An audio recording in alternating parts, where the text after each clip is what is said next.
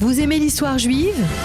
Retrouvez Liana Gurfinkel dans Un jour notre histoire sur Studio Kalita, c'est tous les matins, pour découvrir ensemble les événements et les personnages qui ont fait notre histoire. Liana Gurfinkel, Boker Tov. Nous sommes un petit peu en retard. Je ne vais pas vous demander d'être un petit peu plus concise dans votre chronique. Mais je le serai quand même. Mais si vous pouvez l'être, ça serait bien.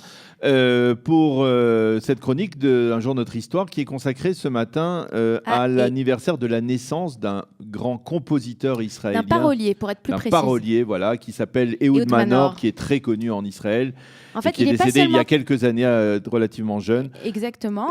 Et vous allez nous en parler. Je vais vous en parler. Et d'ailleurs, il n'est pas seulement très connu en Israël, mais vous allez voir au fil de ma chronique que tout le monde en fait connaît des chansons de Ehud Manor.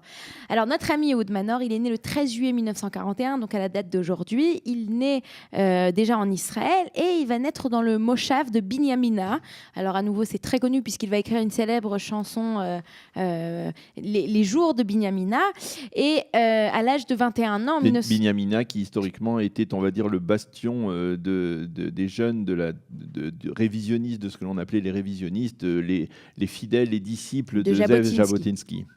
Alors, notre ami, donc Ehud Manor est né sous le nom de Ehud Weiner et à l'âge de 21 ans, en 62, il rejoint la radio nationale Kol Israël et donc comme à cette époque tout le monde fait, il change son nom et l'hébraïse en Manor. Vous aussi, ça aurait pu vous arriver, Daniel, d'hébraïser votre nom et ce n'est pas le cas. Et ensuite, il va faire des études de psychologie et de langue et de littérature anglaise à l'Université hébraïque de Jérusalem. Il a une passion pour les langues, cette passion qu'il va utiliser plus tard, puisqu'il va traduire de nombreuses œuvres étrangères en hébreu. Pendant ses cours, il va faire aussi suivre des cours à New York, dans lesquels il va rencontrer Ofra Fuchs, donc la célèbre chanteuse et actrice qui va devenir sa femme et qui va l'accompagner jusqu'à la fin de sa vie. Alors, Manor, il va écrire durant sa carrière plus de 1250 chansons. Ces chansons, elles parlent souvent et toujours de l'amour de la terre d'Israël et de son enfance. Alors, on a parlé tout à l'heure de sa chanson Enfance à Binyamina. Ensuite, il va composer une célèbre chanson Abanibi qui utilise ce qu'on appelle la sfat bet, donc la langue bête. C'est en fait c'est rajouter après chaque syllabe la lettre bête. Et cette langue est en fait cette langue, c'est en fait une langue des enfants. C'est une façon pour les enfants de cacher, de dire des choses dans une langue secrète.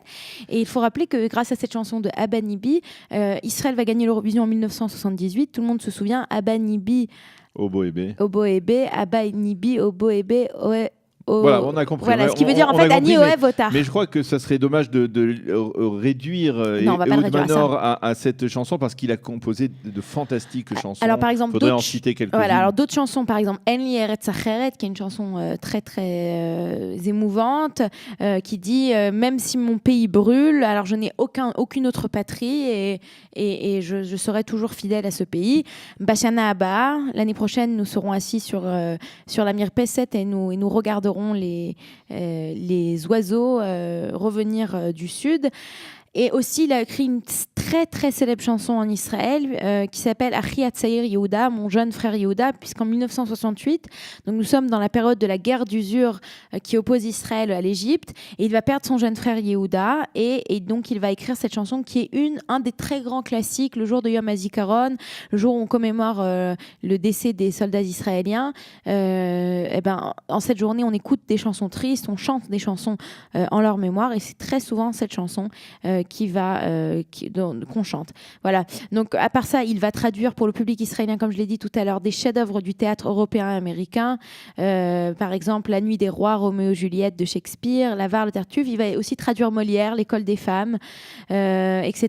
Il va recevoir le prix d'Israël en 1968, donc très tôt en tant qu'artiste national. Et il va décéder en 2005 à Tel Aviv après une maladie. Et c'est quelqu'un qui est... Tout Israélien le connaît ou connaît ses chansons, et en fait tout juif, j'ai l'impression, tout juif dans le monde connaît ses chansons et les apprécie. Voilà. Oui, effectivement, Ehud Manor, l'un des plus grands paroliers, vous le disiez, compositeur, parolier israélien, une personnalité qui manque beaucoup dans la société israélienne, qui était aussi un des piliers de Kol Israël, la radio israélienne depuis quasiment presque son premier long. Qui est quelque part encore avec nous puisque ses chansons nous accompagnent. Voilà, ces chansons nous accompagnent. Merci Eliana Gurfinkel d'avoir été avec nous pour nous parler d'Ehud Manor ce matin à l'occasion de l'anniversaire de sa naissance. Et je crois que David nous a trouvé une chanson que nous avons la possibilité de diffuser sur studiocalita.com, une chanson d'Ehud Manor. Vous aimez l'histoire juive ? Retrouvez Eliana Gurfinkel dans Un jour notre histoire sur Studio Calita, c'est tous les matins, pour découvrir ensemble les événements et les personnages qui ont fait notre histoire.